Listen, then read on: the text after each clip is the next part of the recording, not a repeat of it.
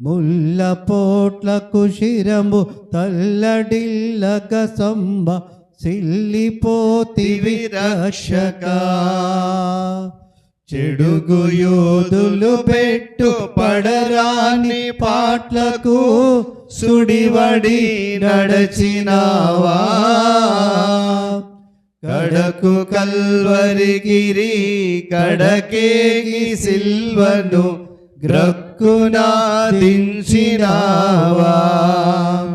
కడకు కల్వరిగిరి కడకేగి సిల్వను గ్రక్కునా దించినావా. ఏ పాప మెరుగని యో పావనామూర్తి పాప విమోచకుండా. నా పాలి దైవమా నా పాపముల కొర ఈ పాట్లు నొందినావా. దయచేసి అందరూ కూర్చుందాం.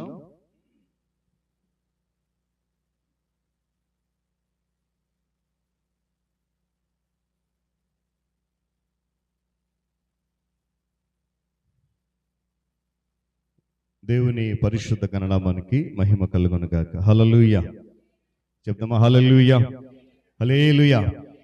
చాలా సంతోషం పిల్లరా. దేవుడు తన మహాకృపను బట్టి తిరిగి 8వ రోజు తన యొక్క కృపలో నడిపించి ఆయన పరిశుద్ధ సన్నిధానంలో నివసించడానికి విలువైన శ్రేష్టమైన సమయాన్ని ప్రభు మనకు అనుగ్రహించాడు. అందును బట్టి దేవుని ఉన్నతమైన గణనామమునకు ఘనత మహిమ సమస్తమును కలుగునుగాక. చేరవచ్చిన మీ అందరికీ, సంఘ నాయకులైన వారికి, విశ్వాసులైన ప్రతి ఒక్కరికి కూడా యేసయ్య నామములో సాయంకాలపు శుభములు వందనాలు తెలియజేస్తూ ఉన్నాను. మంచిది పిల్లరా, నేరుగా దేవుని యొక్క వాక్యానికి వెళ్దాం. మరి నేటి మన యొక్క ధ్యాన అంశము ఆత్మీయ బలం లేక ఆధ్యాత్మిక బలం. ఇంకా చాలా దానికి అర్థాలు ఉన్నాయి. చదవబడినటువంటి 2 వాక్య భాగాలలో కూడా మనము గమనిస్తే దేవుని బిడ్డలుగా నివసించేటువంటి వారు, క్రీస్తుని కలిగి నడిచేవారు, క్రీస్తుతో పాటు ప్రయాణం చేసేటువంటి ప్రతి ఒక్కరు కూడా ఈ ఆత్మీయ బలమును పొందుకోవాలి అనేది స్పష్టంగా మనకు జ్ఞాపకం చేస్తున్నాడు. గడిచిన దినము మన ధ్యానాంశము చెప్పండి, పరిపూర్ణ జ్ఞానం. ఆ పరిపూర్ణ జ్ఞానము మనకి ఏం కలుగు చేస్తుంది అంటే ఆత్మీయమైనటువంటి బలమును కలుగు చేస్తుంది. అదే మాట మనం చదివిన మొదటి వాక్య భాగం చూడండి. సామెతల గ్రంథము 24వ అధ్యాయము 5వ వచనం చదవండి.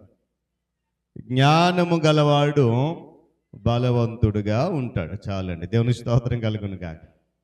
చెప్పాలి హల్లెలూయా. ఎలా ఉంటాడంట? జ్ఞానము గలవాడు బలవంతుడు. గత రాత్రి జ్ఞానాన్ని గురించి చాలా విషయాలు మనం ధ్యానం చేశాం. ఆ పరిపూర్ణమైన జ్ఞానము, ఒక మాట చెప్పాను చివరిలో, నేను మన ముఖములో ఏమిస్తుందని చెప్పాను? తేజస్సునిస్తుంది, కాంతినిస్తుంది. అదే జ్ఞానము మనలను ఆత్మీయంగా కూడా బలవంతులుగా ఉంచుతుందని జ్ఞాపకం చేస్తున్నాడు ఇక్కడ జ్ఞాని అయినటువంటి సొలొమోను. చూడండి, ఆత్మీయ బలం అనేది మన యొక్క విశ్వాసం మీద, మనం చేసేటువంటి ప్రార్థన మీద, మరియు మనము ధ్యానించేటువంటి దేవుని వాక్యం మీద ఆధారపడి ఉంటుంది.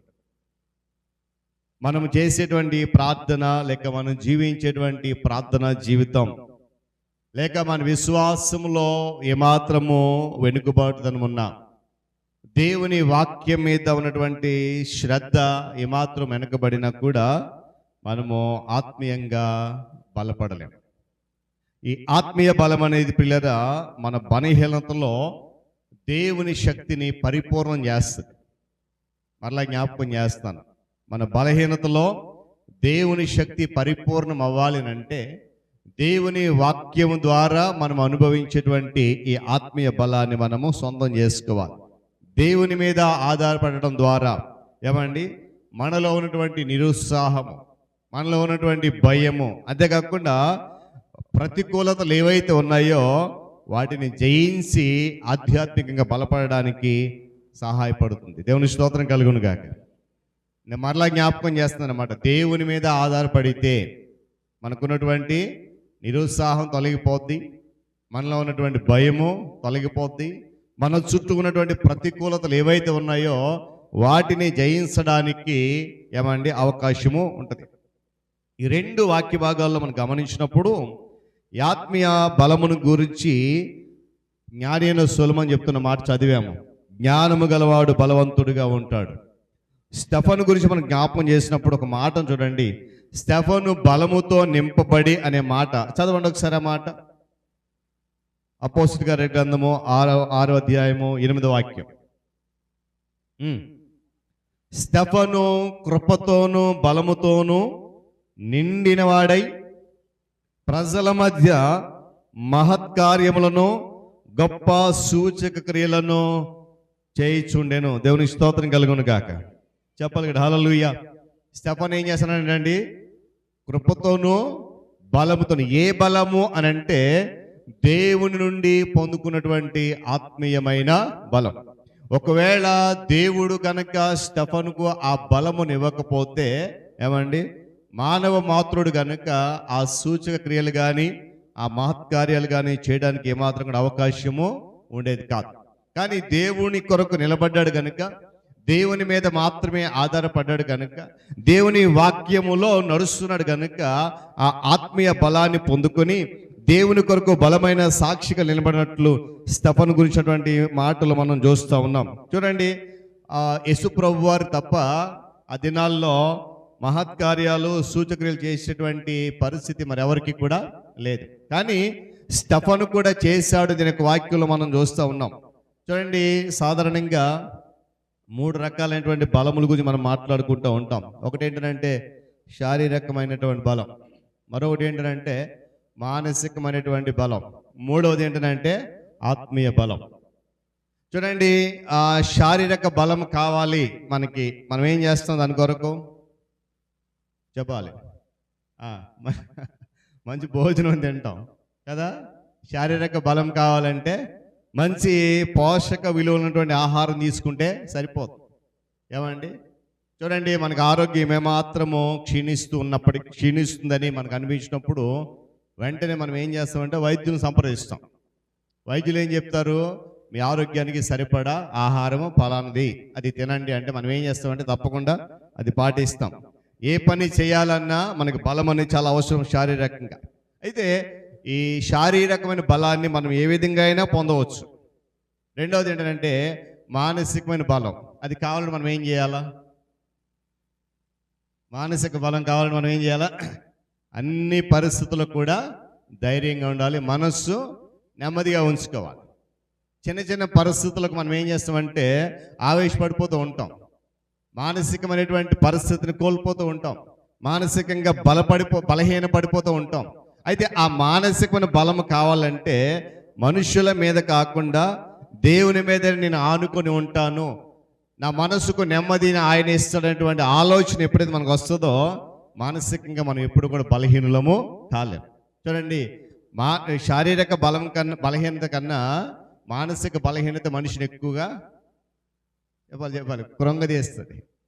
శారీరక బలం కృంగదీస్తుంది అనుకోండి, దాని తగ్గ మందులు వేసుకుంటే తిరిగి లేవగలుగుతాం. కానీ మానసికమైన బలహీనత వచ్చినప్పుడు అది చాలా దినాల్లో మనల్ని ఏం చేస్తుందంట కోలుకోనేవాడు. అందుకొరకే చెప్తూ ఉంటారు మాట పెద్దలు, మానసికంగా ధైర్యంగా ఉండాలి.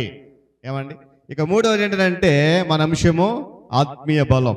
మరి శారీరక బలం పొందుకోవాలంటే ఏం చేయాలో మనకు తెలుసు, మరి మానసిక బలము పొందుకోవాలంటే ఏం చేయాలి తెలుసు, మరి ఆత్మీయ బలం పొందుకోవాలంటే ఏం చేయాలి? మనందరికీ తెలిసిన మాట ఏంటంటే దేవునితో నడవాలి. ఆత్మీయ బలము పొందాలంటే దేవునితో నడవాలి, అందులో ఎలాంటి సందేహము. అయితే ఇక్కడ ఒక ప్రశ్న ఏంటంటే దాని కొరకు మనం ప్రయత్నం చేస్తున్నామా కదా? శారీరక బలం కావాలంటే పోషక విలువలను ఆహారం తీసుకుంటున్నాం, శారీరక బలాన్ని పెంచుకుంటున్నాం. మానసికమైన బలము కావాలంటే మన చుట్టూ ఉన్న ప్రతికూలన్నింటిలో కూడా ధైర్యంగా నిలబడుతున్నాం, మానసిక బలాన్ని కూడా పొందుకుంటున్నాం. మరి ఆధ్యాత్మిక బలాన్ని పొందాలంటే దేవునితో నడవాలి. నడుస్తున్నామా?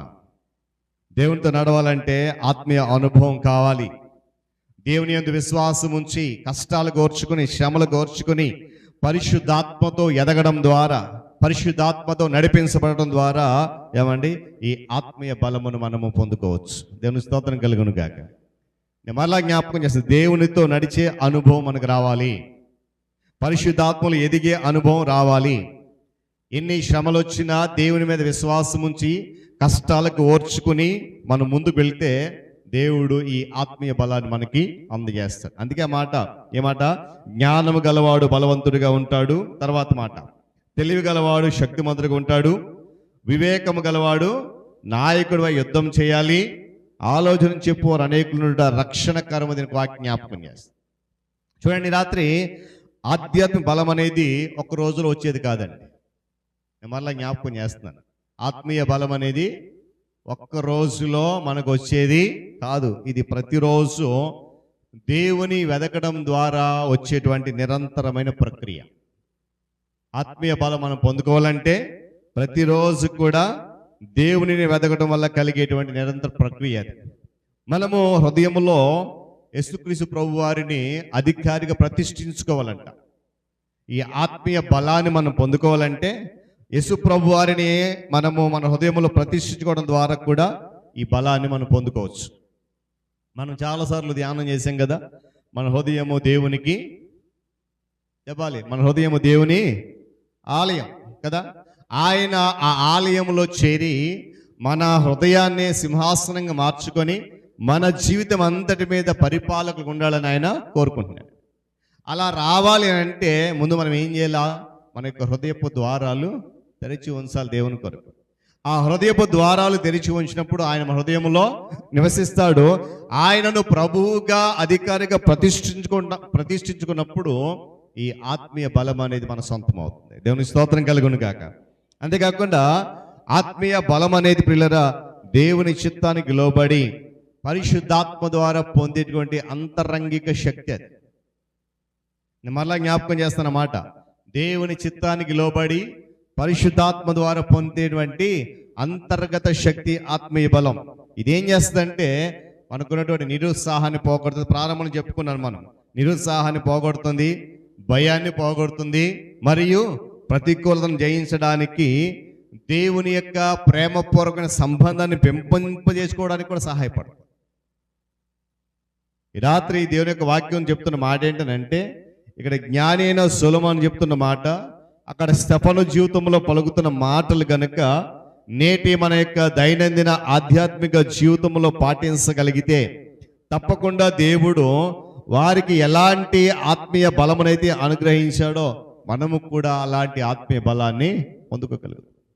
నేను గత దినాల వాక్యాన్ని మరోసారి జ్ఞాపకం చేయాలనుకుంటున్నాను. ఎందుకంటే పరిపూర్ణమైన జ్ఞానము కలిగి మనం ఉంటే కనుక తప్పనిసరిగా దేవుడు మనను ఆత్మీయంగా బలపరుస్తాడు, అందులో ఎలాంటి సందేహము లేదు. దేవుని జ్ఞానాన్ని మించిన బలము మనకి మరొకటి లేదు. ఏమండి, ఈ ఆత్మీయ బలం మనం ఏం చేస్తుందంటే మనలో ఉన్నటువంటి బలహీనతలు గుర్తిస్తుందంటండి. ఆత్మీయ బలాన్ని పొందుకున్న వ్యక్తి ఎవరైతే ఉంటారో వారిలో ప్రతి బలహీనతను గుర్తించి దేవుని శక్తిని ఆశ్రయించే విధంగా నడిపిస్తుంది. నేను మరలా జ్ఞాపకం చేస్తాను, మనలో ఉన్నటువంటి ఆధ్యాత్మిక బలం ఏదైతే ఉందో అది మనలో ఉన్నటువంటి బలహీనతలు. ఏ బలహీనతలు? ఆత్మీయమైనటువంటి బలహీనతలు ఏవైతే ఉన్నాయో వాటిని గుర్తించి వాటిని సరి చేసుకునే క్రమంలో దేవుణ్ణి ఆశ్రయించడానికి పురుకొల్పుతుంది మనం. అందుకే వాక్య భాగం చూడండి. జకరియా గ్రంథము 12వ అధ్యాయము 5వ వచనంలో ఒక చక్కటి మాట జ్ఞాపకం చేస్తూ ఉన్నాడు ఆయన. జకరియా గ్రంథము 12వ అధ్యాయము 5వ వచనం జ్ఞాపనిస్తే చక్కటి మాట పలుకుతూ ఉన్నాడు అక్కడ భక్తుడు. అప్పుడు యెరూషలేములోని అధికారులు, యెరూషలేము నివాసులు తమ దేవుడైన యెహోవాను నమ్ముకోవటం వలన మాకు బలము కలుగుచున్నదని తమ హృదయమందు చెప్పుకొందురు. దేవుని స్తోత్రం కలుగును గాక. చెప్పాలి గట్టిగా హల్లెలూయా. నేను మళ్ళా జ్ఞాపకం చేస్తాను ప్రారంభం మాట, మన బలహీనతలు ఏవైతే ఉన్నాయో వాటిని గుర్తించి దేవునిని ఆశ్రయించేటువంటి విధంగా ప్రోత్సాహపరుస్తుంది ఆత్మీయ బలం. అందుకే ఇక్కడ ఈ మాట ఏంటంటే, ఎన్ని పరిస్థితులు జకర్య కాలంలో ఇశ్రాయేలీ ప్రజలు లేదా యెరూషలేములో ఉన్నటువంటి నివాసులందరికీ కూడా జకర్య ద్వారా దేవుడు పంపిస్తున్న మాట ఏంటంటే, నాశనము చేయడానికి ఆ యొక్క శత్రువులు వస్తూ ఉన్నారు. ఆ వచ్చినప్పుడు యెరూషలేములో ఉన్నటువంటి అధికారులు చెప్పిన మాట ఏంటంటే, అక్కడ నివాసం ఉన్న ప్రజలు చెప్పిన మాట ఏంటంటే, మేము మా శత్రువులు ఎదుర్కోవడానికి మా బలమును ఏమాత్రం కూడా నమ్ముకోలేదు. శత్రువుని జయించడానికి మేము మా యొక్క ఆయుధాలకు పదును పెట్టలేదు. శత్రు బలమును ఎదుర్కోవడానికి మా అంతటి మేము స్వతహా ఏమీ ఆలోచన చేయట్లేదు. మరి ఏం చేస్తున్నామని అంటే, అక్కడ ఒక చక్కటి మాట ఉంది, యెహోవాను నమ్ముకొనడం వలన మాకు బలము కలుగుచున్నది. దేవుని స్తోత్రం కలుగునుగా. చాలా చక్కటి మాట అది. ఎప్పుడైనా ప్రతికూల పరిస్థితులలో మనం ఈ మాట చెప్పగలిగామా? ఏమండి, చూడండి 4వ వచనం చదువుదాం పైకి. ఇదే యెహోవా వాక్కు, ఆ దినమందు నేను గుర్రములన్నిటినీ బెదురును, వాటిని ఎక్కువారికి వెర్రిని పుట్టింతును, యోధావారి మీద నా దృష్టి ఉంచి జనముల గుర్రములన్నిటికీ అంధత్వం కలుగజేతును. అప్పుడు ఇలా అంటారంట అధికారులు, నివాసులు ఏమన్నారంట, వాటి వలన మాకు భయము లేదు, మా బలము ఎక్కడుందనంటే దేవుని నమ్ముకున్నటలో మాకు బలము.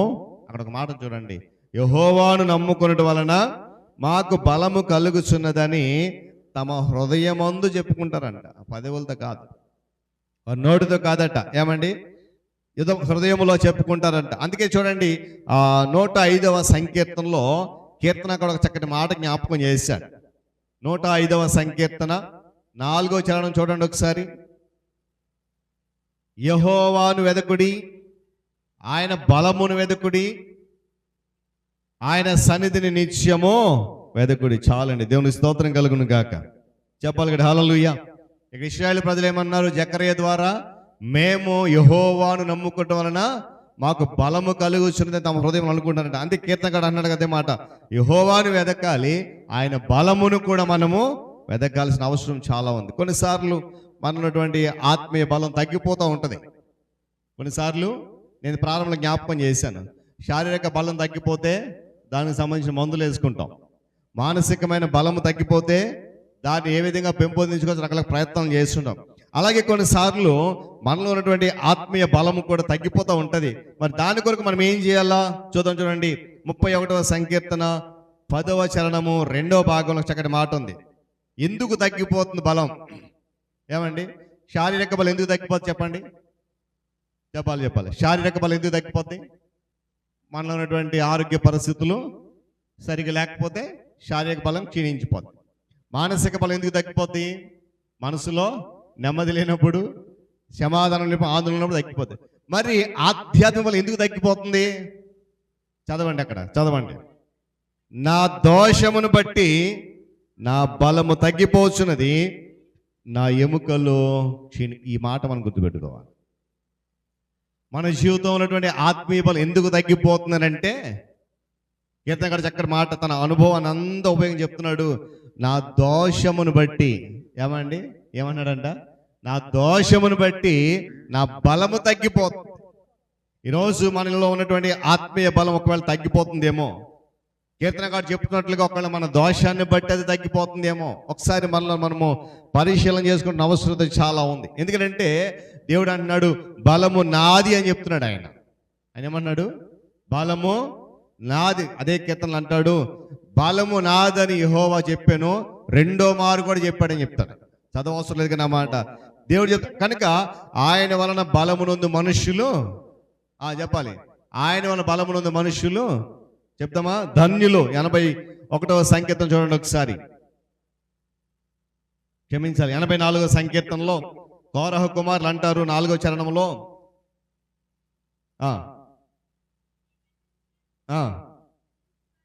ధన్యులు స్తుతిస్తారు, నీ వలన బలమునందు మనుష్యులు ధన్యులు. కీర్తనకారులు ఏమంటే వారు రాసిన కీర్తన అనేక చోట్ల ఈ బలమును గురించి రాశారు. మనం చదివే 105వ సంకీర్తనలో యెహోవా బలముని మనం ఎదకాలి. ఎందుకు మన బలము తగ్గిపోతుందంటే ఆత్మీయంగా మన దోషమును బట్టి, మన దోష క్రియలను బట్టి తగ్గిపోతుంది. అందుకని అన్నాడు కదా, ఆయన వలన బలమునందు మనుష్యులు ధన్యులు. చూడండి, ఈ పాప లోకములో, అపవాది సంబంధించిన లోకములో పరిశుద్ధులుగా నడుచుకోవాలంటే, మన విశ్వాస జీవిత యాత్ర ఆనందంగా ముగించాలంటే, ఏమండి, దేవునికి ఇష్టమైన రీతిలో మనం ఆయనను సేవించాలంటే సామర్థ్యం కావాలి. ఆ సామర్థ్యం కావాలంటే మనకున్నటువంటి సాధారణమైన బలము ఏమాత్రం కూడా సరిపోదు. మరలా జ్ఞాపకం 3 విషయాలు. ఈ పాపలోకములో పవిత్రంగా నడుచుకోవాలన్నా, మన విశ్వాస ఆధ్యాత్మిక జీవితయాత్ర ఆనందంగా ముగించాలన్నా, దేవునికి ఇష్టమైన రీతిలో ఆయనను సేవించడానికి సామర్థ్యం కావాలన్నా, మనకున్న శారీరక బలము కానీ, మానసిక బలము కానీ, మనకున్న జ్ఞాన బలము కానీ ఏమాత్రం కూడా సరిపోదు. మరి ఎలా మన అల్ప బలానికి మారుగా దేవుని యొక్క అమితమైన బలాన్ని మనము పొందుకోవడం నేర్చుకోవాలి. ఎఫెసీ పత్రిక 1వ అధ్యాయము 18వ వచనంలో పౌలు అదే మాట చెప్తున్నాడు. చూడండి ఒకసారి. ఏమండి, ఈ లోకములో మనం నడవాలంటే, ఈ లోకంలో పరిశుద్ధంగా జీవించాలంటే, మన విశ్వాసయాత్ర సాఫీగా సాగాలంటే, మన అల్ప బలమునకు బదులుగా దేవుని యొక్క అమితమైన బలాన్ని మనము పొందుకోవడం నేర్చుకోవాలి. చదవండి ఒకసారి ఆ మాట. 18వ అధ్యాయం ఆయన 17 రెండో భాగంలో మాట చూడండి. ఆయన క్రీస్తునందు వినియోగపరిచిన బలాతిశయమును బట్టి విశ్వసించు మన యందు ఆయన చూపుతున్న తన శక్తి యొక్క అపరిమితమైన మహత్యమెట్టిదో మనం తెలుసుకోవాలి. దేవుని స్తోత్రం కలుగును గాక. మీరు ఇంటికి వెళ్ళి ఆ భాగం చదవండి. 17 నుంచి 27 చదివితే అక్కడ ఒక మాట చూడండి. ఆయన ఆ బలాతిశయము చేత క్రీస్తును మృతులలో నుండి లేపి సమస్తమైన ఆధిపత్యం కంటేనో అధికారం కంటేనో ఆయనను కూర్చుండబెట్టాడు పరలోకం మాట రాయబడింది అక్కడ. కనుక నేనేమంటానంటే, ఈ భాగం కనుక చూస్తే మనకు అనగా విశ్వాసులకు క్రీస్తులో దొరికేటువంటి బలము ఎలాంటిదో ఈ భాగం మనం జ్ఞాపకం చేస్తుంది. కనుక విశ్వాసంతో మనం దేవుని వైపు చూస్తే అది మనకు సమృద్ధిగా దొరుకుతుంది. దేవుని స్తోత్రం కలుగును గాక. చూడండి, చివరిగా 2 మాటలు జ్ఞాపకం చేసి ముగిస్తాను. మనలో ఉన్నటువంటి ఆత్మీయ బలము ప్రతిసారి కూడా మన శారీరక బలాన్ని అధిగమిస్తూనే ఉంటుంది. యేసు ప్రభు వారు మరణానికి అప్పగించబడిన సమయంలో ఆయన గెత్సెమనే వనంలో ప్రార్థన చేయడానికి వెళ్ళినప్పుడు తన శిష్యులను కూడా వెంటబెట్టుకుని వెళ్తాడు. వెంటబెట్టుకుని వెళ్ళినప్పుడు ఆయన ప్రార్థన చేస్తుంటే వాళ్ళు ఏం చేస్తారు చెప్పాలి? నిద్రపోతారు. అప్పుడు ఆయన వచ్చి ఒక చక్కటి మాట అంటాడు. ఆయన ఏమంటాడు?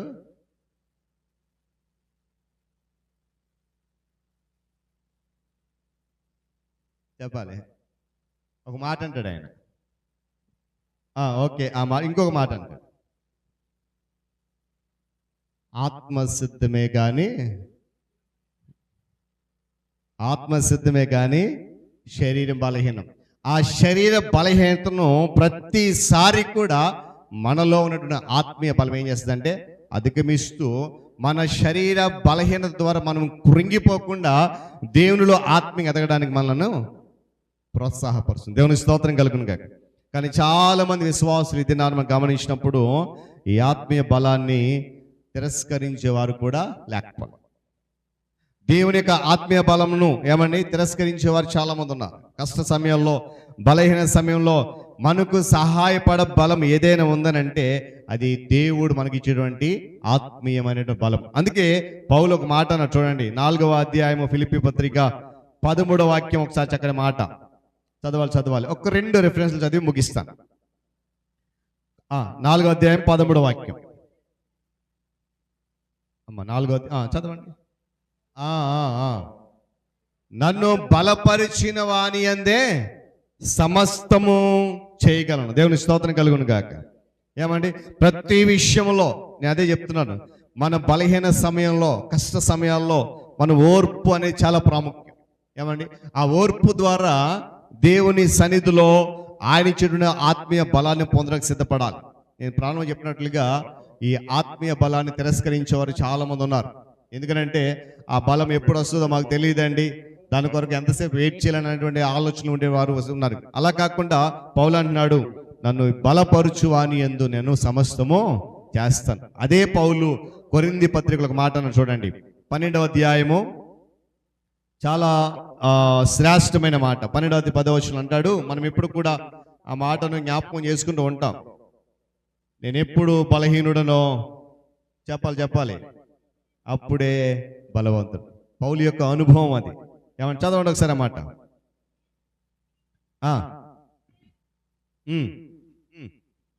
క్రీస్తు నిమిత్తము నాకు కలిగిన బలహీనతల్లోను, నిందలలోను, ఇబ్బందుల్లోను, హింసలలోను, ఉపద్రవములోను నేను సంతోషిస్తూ ఉన్నాను. దేవుని స్తోత్రం కలుగును గాక.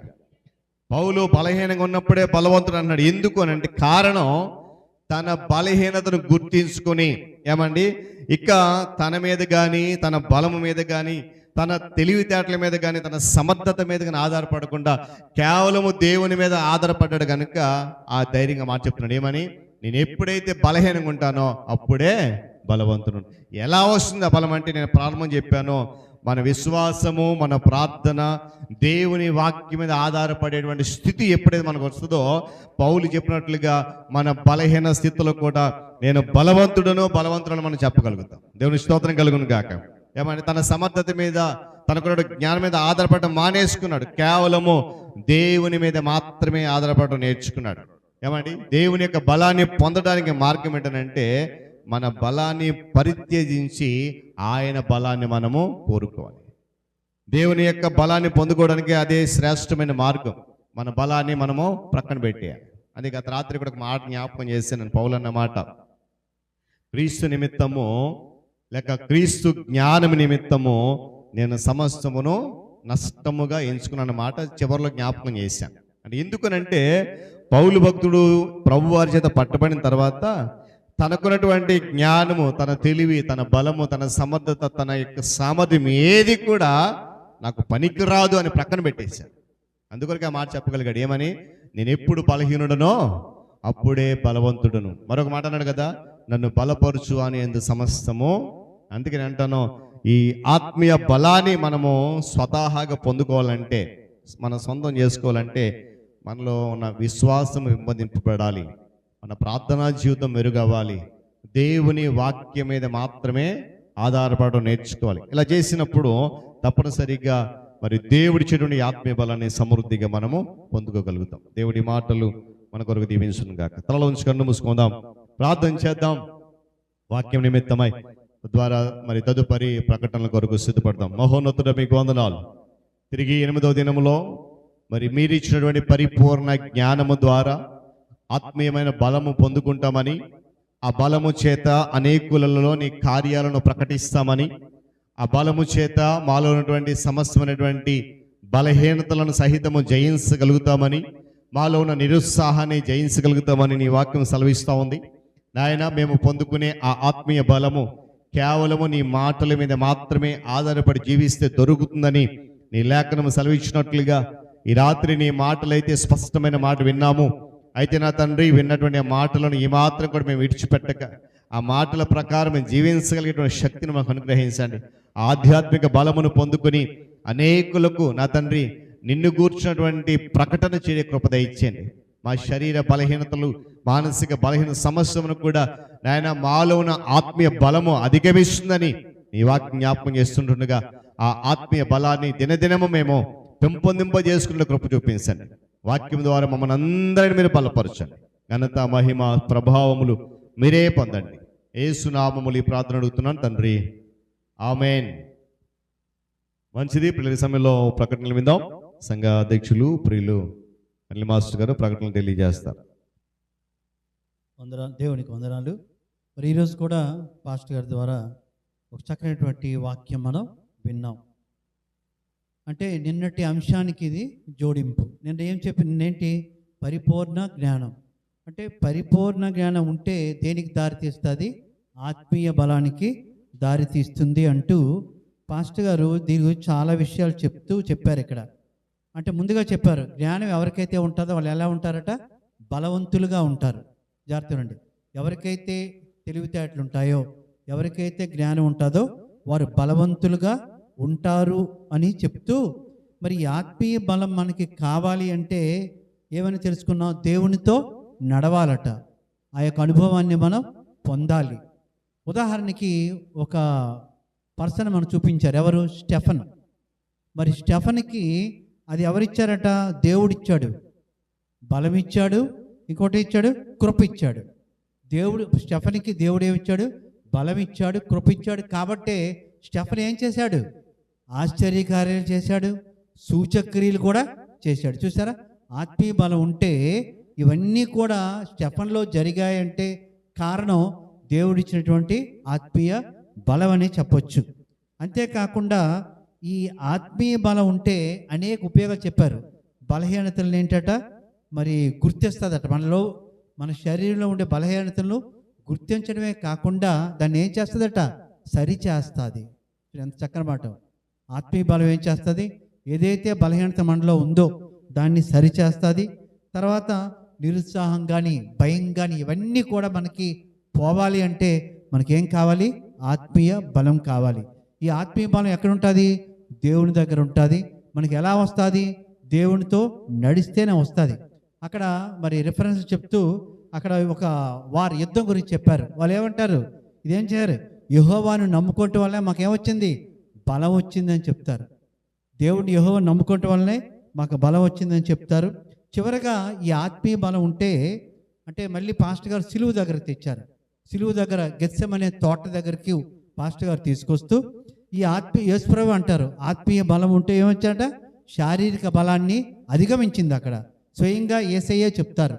తనకి ఎన్నో శ్రమలు వచ్చాయి, కానీ ఆ శ్రమలు ఎప్పుడు కూడా అతనికి యొక్క పై చేయి అవ్వలేదు. ఎందుకు అవ్వలేదు? ఆత్మీయ బలం ఆయనలో ఉంది కాబట్టే ఇవన్నీ కూడా వెనక్కి తగ్గాయి.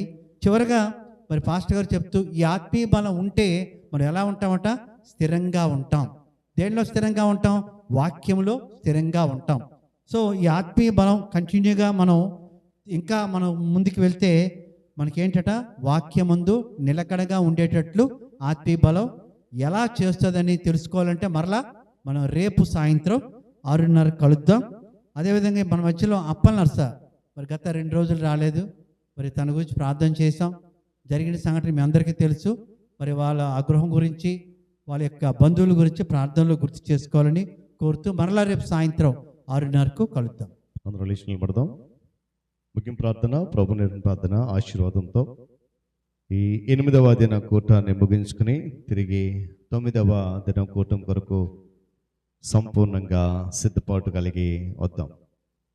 మహాగణుడును మహోన్నతుడైన మా ప్రియ పరలోక తండ్రి, మీకు స్తోత్రాలు.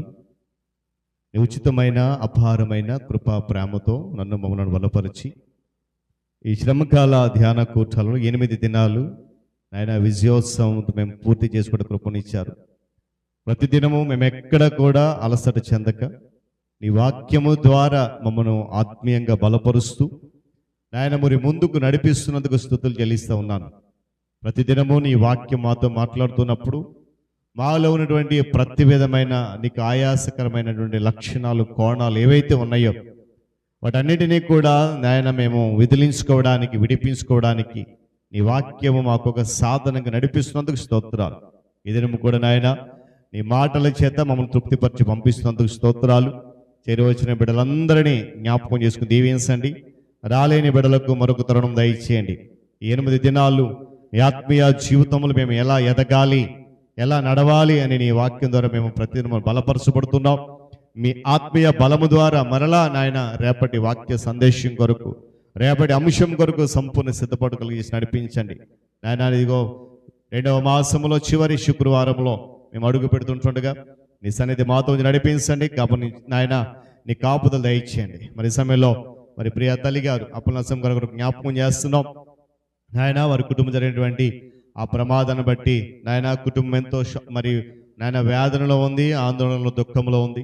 మరి జరిగిన ప్రమాదము నా తండ్రి దానిని బట్టి కుటుంబం కావాల్సిన ఓదార్పు, ఆదరణ దయచేయండి నాయన. ఆ మరణం వెనుకున్న విషాదాన్ని నీ చిత్తమైతే తొలగించమని, ఆ కుటుంబం పట్ల నీ కార్యం నెరవేర్చమని సమస్త ఘనత మహిమ మీకు చెల్లిస్తూ మరొకసారి చేరిన వచ్చిన బిడ్డలందరినీ మీరు ఎత్తిపట్టుకుని దీవెన నింపి నడిపించమని యేసుక్రీస్తు వారి ఉన్నతమైన నామములో ఈ ప్రార్థన అడిగి సమర్పిస్తున్నాను తండ్రి, ఆమేన్. పరలోకమందున మా తండ్రి, నీ నామము పరిశుద్ధపరచబడునుగాక, నీ రాజ్యము వచ్చునుగాక, నీ చిత్తము పరలోకమందు నెరవేర్చినట్లు భూమి యందు నెరవేరునుగాక. మాకు కావలసిన ఆహారము నేడు మాకు దయచేయము. మరణశును మేము క్షమించున్న ప్రకారం మరణములు క్షమించుము. మమ్మల్ని శోధన తెక్క దుష్టులను తప్పించు. ఎందుకంటే రాజ్యము, బలము, మహిమ నిరంతరమును నీవైనవి మా తండ్రి, ఆమేన్. పరమ తండ్రి అయిన దేవుని ప్రేమ, రక్షకుడైన యేసుక్రీస్తు వారి యొక్క కృప, పరిశుద్ధాత్మ దేవుని సహవాసము, ఆయన సన్నిధి కాపుదల చేరవచ్చిన మనకు, మన కుటుంబాలకు, సంఘానికి, సకల పరిశుద్ధులకు తోడయండి. తల్లిగారు అప్పలనసం గారు వారి కుటుంబం అంతటికి కూడా ఆదరణించి నడిపించును గాక. ఆమేన్. అందరికి వందనాలండి. దేవుడు మనందరిని దీవించును గాక.